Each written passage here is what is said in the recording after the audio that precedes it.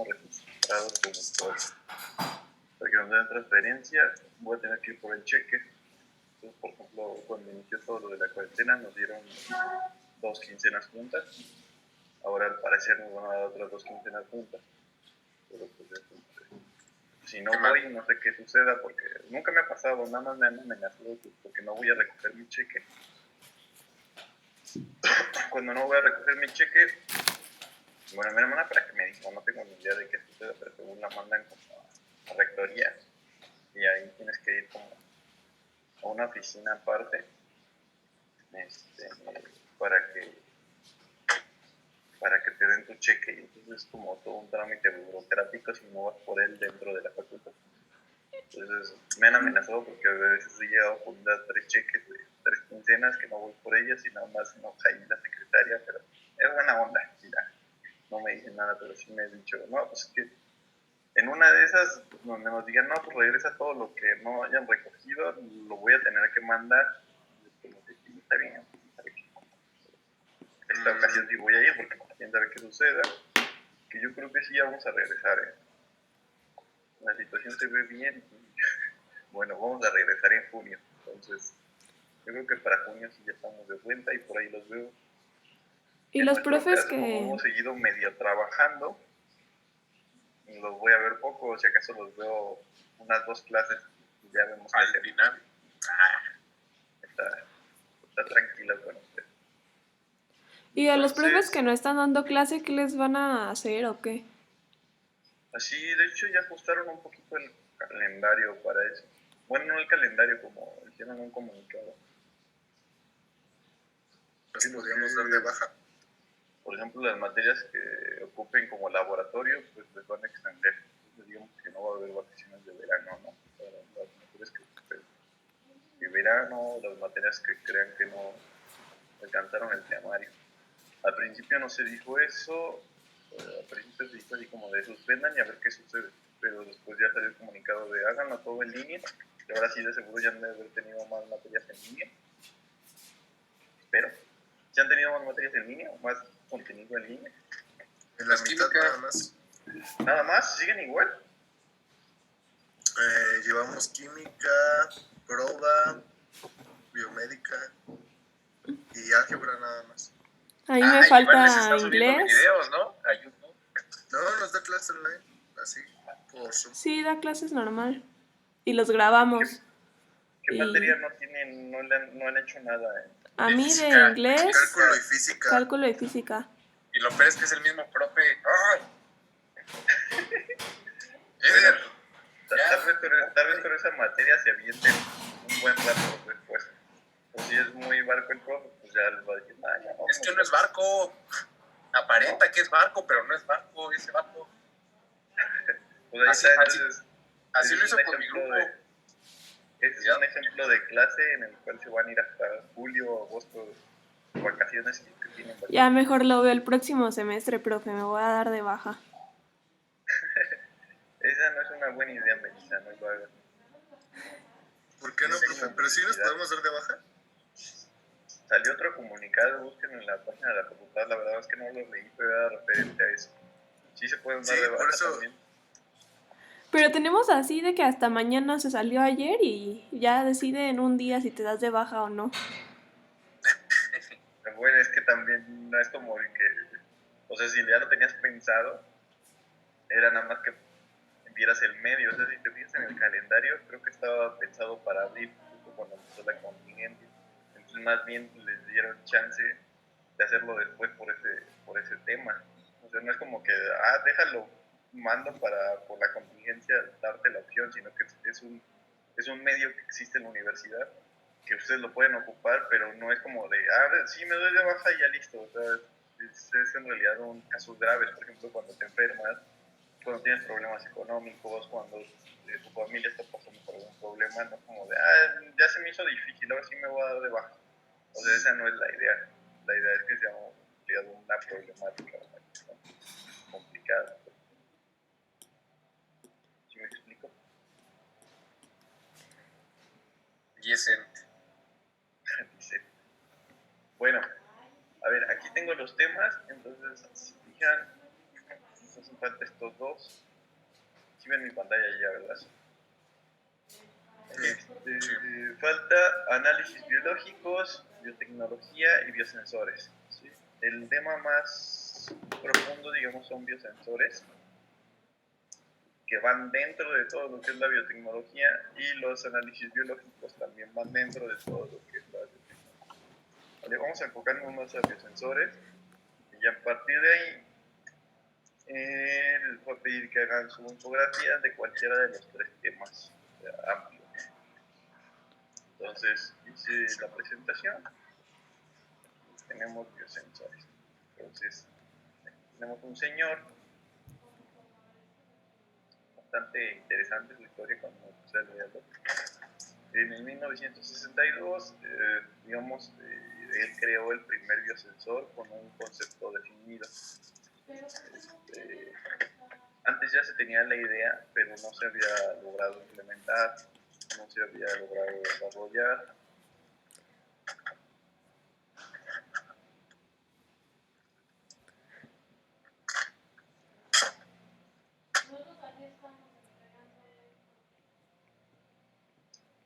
Entonces, él lo generó con la idea de medir oxígeno en la sangre. O sea, fue la idea, era de cierto modo cardiólogo, y pensaba en las cirugías de corazón. Entonces,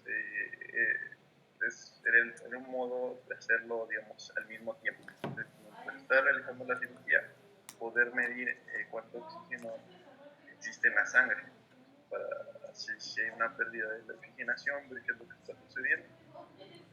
Previamente él había trabajado en el sistema respiratorio, entre otras cosas. Por eso les digo que era como cardiólogo en sí, pero había trabajado en muchas áreas a partir de ser médico, ¿no? Como que le interesaba, y eso fue lo que lo llevó a ser el biosensor más conocido, o sentar las bases para el biosensor más conocido y más importante. Con su mismo modelo, que ahorita lo vamos a ver brevemente y explicado no tan a profundidad, vino la idea de seguir el mismo modelo, pero para medir glucosa en la sangre.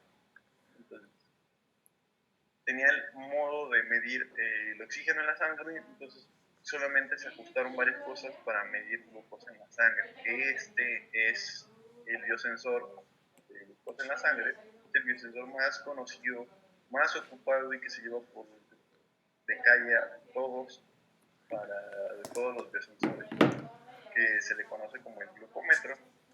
Aquí vemos una imagen de cómo eran los primeros. Si ustedes buscan en internet glucómetro, la farmacia del ahorro les va a decir que se los lleva en 3 días, ¿no? Entonces es un aparatito muy simple, muy accesible, andan alrededor de 300 pesos, y tienen todos el mismo fundamento, que es el que nace de este señor. ¿Por qué es más importante? Fíjense, datos. Siempre los datos, como se fijan, los saco de Estados Unidos, porque tienen una base robusta para hacer bases de datos. Y dice que hay más de 25 millones de diabéticos, o sea, cerca del 10% de la población. Si lo trasladamos a México, que más o menos también tenemos cuestiones o datos similares, quiere decir que en México existen unos 13 millones de diabéticos. Poquito más, porque somos el país con más índice. Entonces, 13 millones de personas solamente en México es el mercado para un sensor de glucosa en la sangre. Todos y cada uno de esos diabéticos de algún modo lo tienen que utilizar. Entonces es un mercado gigante, en el cual no solamente es compro el glucómetro y listo, ya con eso me funciona para siempre. Hay que estar comprando lancetitas o tiras de cambio de color, cuando te dicen más o menos cuánta glucosa tienen. Aquí del sensor del glucómetro ya empezamos a ver una imagencita, pero me la voy a saltar y ahorita nos regresamos, ¿no? Los primeros dispositivos biosensores de la historia no son nada parecidos a lo que tenemos ahora.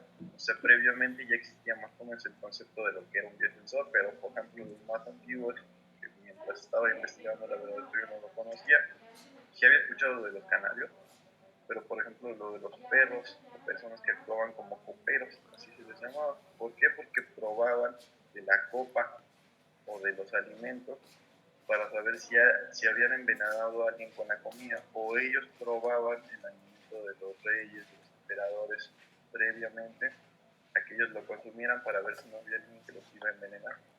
Entonces ese era tal grado el miedo que tenían o el poder que tenían que todos los querían matar. Entonces se lo daban a los perros o a algunas personas dependiendo de la forma de movimiento que los perritos se ocupaban para eso, para ver si había alguna reacción. Entonces, si alguien había muerto, como los avances no eran tan buenos en la medicina, pues el modo era darles de comer lo mismo que comió esa persona a esos perros para ver si murieron envenenados por provocación. O los canarios, que los llevaban en estas jaulitas los mineros. Entonces, cuando picaban en las minas o cuando iban explorando las minas, se llevaban a los canarios porque hay gases tóxicos inoloros, es decir, que no se perciben o que incluso no se alcanzan a dar cuenta. Entonces los canarios pues obviamente empezaban a hacer ruido porque pues, ellos sí perciben algo diferente y se morían, ¿no? Entonces había un canario muerto, entonces quería decir que teníamos que salir del camino. Alguien dijo algo, solo fue ruido ambiental. Una atención. Pongamos que ruido ambiental. Entonces, estos canarios los ocupaban precisamente para eso, ¿no? Entonces, pobres canarios que llevaban ahí en la jaulita morían, pero eso salvaba muchas vidas de los mineros que decían, no, ¿sabes qué? Entonces, por ahí no, vamos a esperarnos otro rato a que entonces salga todos esos gases tóxicos y volvemos a intentarlo, ¿no? Entonces murieron ahí muchísimos miles de canarios en las minas cuando no se tenía sensores de gases como los que tenemos actualmente. Y entonces eso nos lleva a que es un biosensor. Entonces estos como tal sí fueron biosensores, pero no como lo que tenemos ahora. ¿Por qué si fueron un biosensor? Porque es un dispositivo compuesto por dos elementos fundamentales: un receptor biológico y un transductor o sensor.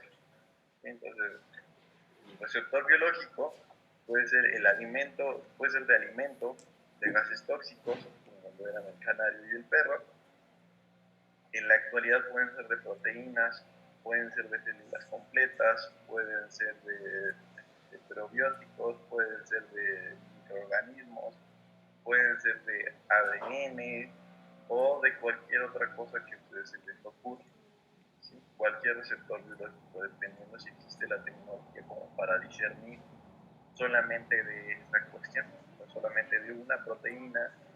Si te puedes dar cuenta que hay solamente una proteína, si te puedes dar cuenta de que solamente existe glucosa, o dependiendo de qué es lo que se puede hacer. Y el transductor o sensor, ¿alguien sabe la diferencia entre transductor y sensor? Son diferentes. Aquí a veces se desconoce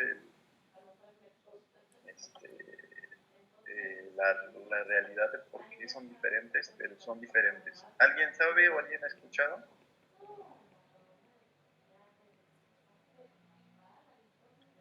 ¿No? Pues no, pero Ok, muchas veces se ocupa erróneamente como lo mismo, pero hay pues una pequeña diferencia. Entonces, esto no va a suceder nada si lo ocupan como el mismo término. Si dicen transductor, si dicen sensor, no les va a suceder nada, y menos en el campo que están ustedes. Pero desde el punto de vista, por ejemplo, de la instrumentación, que ya es algo más profundo, un transductor es más complejo. El sensor solamente mide. El transductor siempre implica un cambio de variable. decir, un transductor puede detectar flama y lo interpreta como una señal digital. El sensor solamente detectaría flama y se queda en detección. Nunca hace un cambio a digital para que nosotros lo podamos apreciar. Simplemente es la detección de un fenómeno físico. Por ejemplo, no sé si han abierto la tapa del depósito del agua del baño. Tiene un flotador, se le llama. Entonces ese flotador está abajo cuando el depósito está vacío y sube, que cuando el depósito se llena es el que dice deja de enviar agua. Entonces ese, por muy básico que sea, se convierte en un transductor. ¿Por qué? Porque ese cambio físico de nivel lo traduce a una señal que dice deja de pasar agua, como una especie de válvula.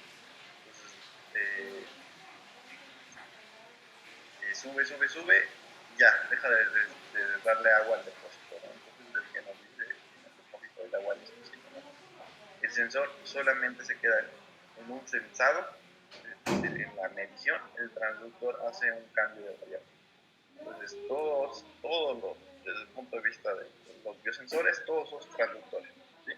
Se los quise poner aquí como sensor porque la mala interpretación siempre lo va a hacer común y que escuchen el sensor ahí. Sensor, porque desde el punto de vista de la medición, la palabra sensor es la palabra más ocupada en todo el mundo. O sea, todo el mundo, si ustedes le van en la calle y preguntan a cualquier persona promedio qué es un sensor, te va a dar una interpretación. Te preguntan qué es un transductor y es más probable que no sepa qué es un transductor.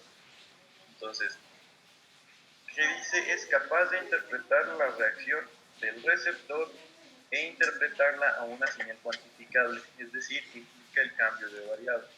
Interpreta la reacción del receptor y al interpretarla, ahí es cuando hay un cambio de variable porque no manda una señal cuantificable. Entonces, el receptor detecta, dice, sí hay proteínas de cierto tipo. Entonces, el transductor ya lo midió, lo interpreta y hace un cambio a una señal digital, por ejemplo. Entonces, ahí en el glucómetro te dice, sí, tienes tanto porcentaje de glucosa en la sangre, o tienes tanto alcohol presente en la sangre, o tienes tanto oxígeno presente en la sangre. ¿Hasta aquí alguna duda? No. ¿No? Ok.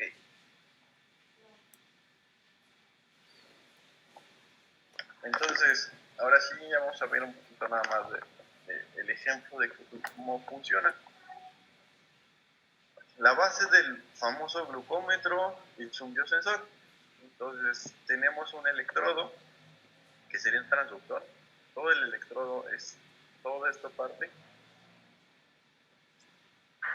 ¿Sí? Todo esto es lo que se encarga de hacer el intercambio con una capa de enzimas glucosa oxidasas. ¿Sí? Estas enzimas lo que hacen es descomponer o reaccionar con la glucosa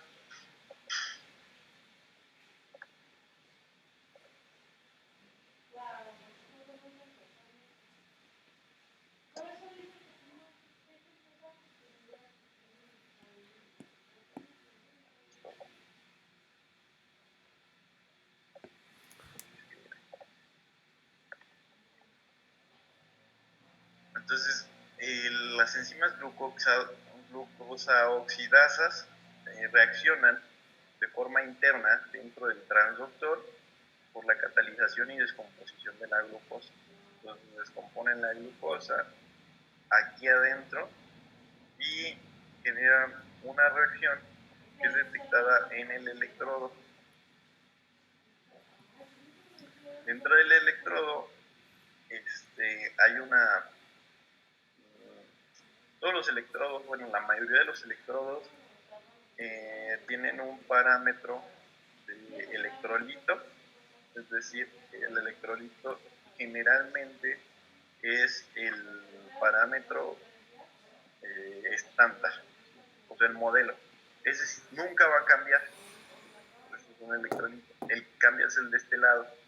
Entonces, si se fijan aquí arriba, hay un medidor de voltaje y un medidor de amperaje. Supongo que todavía no profundizan nada en estos temas. Como si tuvieran, no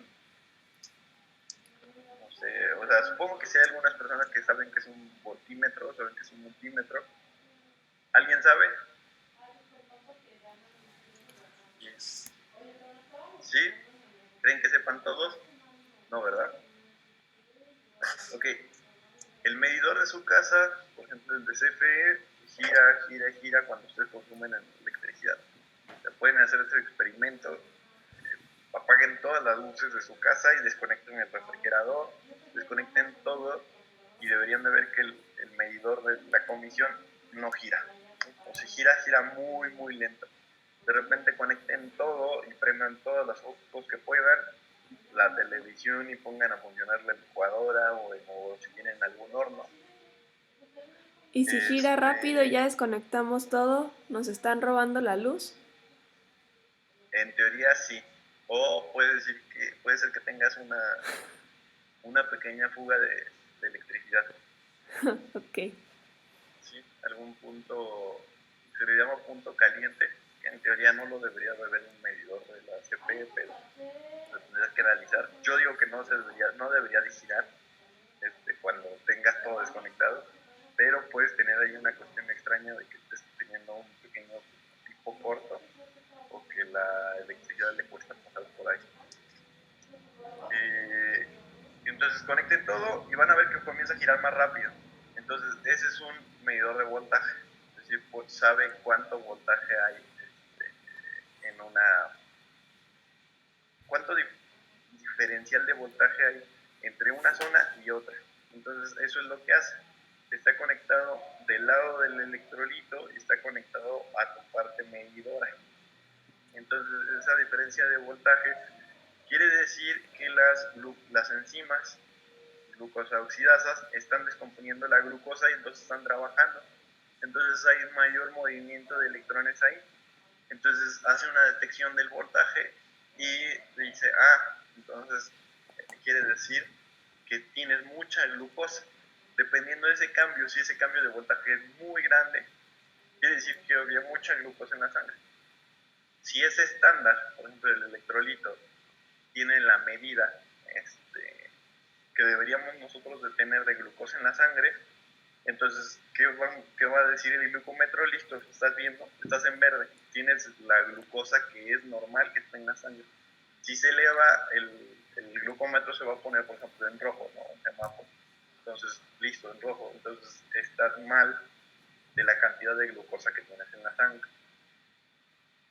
Ese pequeño cambio lo es, digamos, todo. Y ese transductor lo que hace es medir el voltaje, la diferencia de voltaje o la diferencia en el amperaje es como tal el transductor. Y el receptor, en su caso, fueron las enzimas glucosa oxidasa, que son enzimas que nosotros tenemos. Entonces, fue algo simple, ingenioso, pero que no es como una cosa espectacular. Aquí tenemos dentro de la imagen, este cuadrito, que es lo que sucede. Por ejemplo, este es para medir oxígeno. Este no es como tal para medir glucosa, este es para medir oxígeno en la sangre. Entonces entra el oxígeno por esta capa que es permeable a un montón de cosas. Es permeable a un montón de cosas y es permeable a oxígeno y impermeable a un montón de cosas. Entonces deja entrar el oxígeno, llegan las enzimas, que es el reflejo de esta pequeña E, son enzimas, y junto con hidrógeno que hay aquí, hay una reacción y sacan agua como tal, ¿no? Entonces, esa es la pequeña reacción que va a hacer la medida en el transductor por completo. ¿Sí? Aquí nos dicen teflón permeable a oxígeno. El mismo caso sucede en el glucómetro. tenemos un electrodo de platino y esta zona, esta pequeña zona, es todo lo que nos representan acá. ¿Sí? Pero para el caso de la glucosa, tenemos nuestras bolitas que representan la glucosa, tenemos otras bolitas que representan tenemos oxígeno, van a pasar por la MB representa una membrana, una membrana de policarbonato, después pasan por una capa donde está la enzima glucosioxidasa inmovilizada, y entonces sigue entrando oxígeno y sigue entrando glucosa.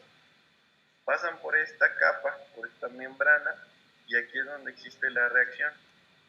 Entonces ya solamente sale H2O2 y O2. Pasan por una membrana de acetato de celulosa para limpiar del oxígeno y ya solamente llega el H2O2 que es detectado en este electrodo de platino.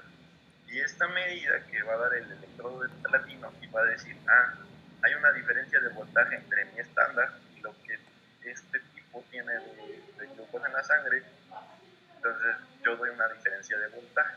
Eso es lo que hace un electrodo. Y se limpió de oxígeno porque si no ese electrodo no va a funcionar bien, va a ser una detección errónea. ¿Sí? Entonces estas son las capas, digamos, básicas de un glucómetro. Y así es como funciona un glucómetro y así es como funcionan todos los biosensores que existen. Y este es el principio fundamental del más conocido de todos los biosensores. ¿Hasta aquí alguna duda? No, profe. ¿No? ¿Todo bien? Ok. Creo que nos van a cortar la reunión. 4 minutos. Bien. Sale.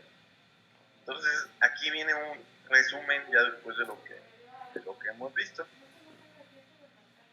Viene un analito, que es lo que queremos medir. Viene un elemento de reconocimiento. Puede ser catalítico, es decir, genera una reacción de células, enzimas o tejidos, o por afinidad, es decir, que se pega a anticuerpos, a proteínas, a receptores o ácidos nucleicos. ¿Saben qué son los ácidos nucleicos?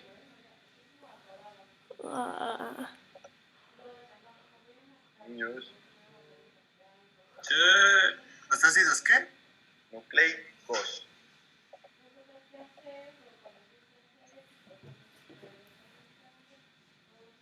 Ácidos nucleicos. No es el ácido desoxirribonucleico y esos no son otros. Por eso, ¿y qué son? Es el ADN, ¿no? Y la ARN, pero pues no me acuerdo qué era. Ok, sí, ya. Era un conjunto de células unidas por fuentes de hidrógeno, algo así. No, no son células, pero sí, Células, moléculas. Ajá, sí. Es la guanina, no sé, pero cuando viene el código genético hay cuatro diferentes. Entonces son las 4 que nos componen. La A, la T, la D y la G, creo. ¿Vale? Entonces el ácido nucleico es el ADN y el ARN. Entonces puedes ver elementos de reconocimiento de todos estos tipos. Luego viene una interfase, el transductor, que puede ser óptico, acústico, electroquímico, piezoeléctrico, magnético, calorímetro o mecánico. De cualquiera de estas formas puede haber la transducción, es decir, de estos elementos de reconocimiento genera o una luz, siendo óptico, o una fluorescencia, puede ser acústico, un bip, dependiendo la fuerza con la que se emita, electroquímico, es decir, una reacción química que genera electricidad, piezoeléctrico, es decir, es un elemento cerámico que lo aprietas y genera electricidad, puede ser magnético, que genera un campo, y eso también puede ser producir electricidad o alguna cierta atracción de algo, calorímetro, que genera una diferencia en la temperatura, o mecánico, un movimiento como tal. y un detector, que es decir, ya va a ser como la interpretación ya hacia la persona. Entonces viene desde lo que quiero medir hasta la persona darle un resultado. Ah, miren, aquí lo tenemos. Yo sabía que lo había puesto en algún lado. ATCG. Son los 4 componentes del ADN, que cuando nosotros vemos esta cosita que se ve bien bonita, una línea de ADN, la tenemos aquí. Este otro ejemplo es una... A ver, nos queda menos de un minuto, lo voy a cortar, se los mando. Vayan pensando, vean estos dos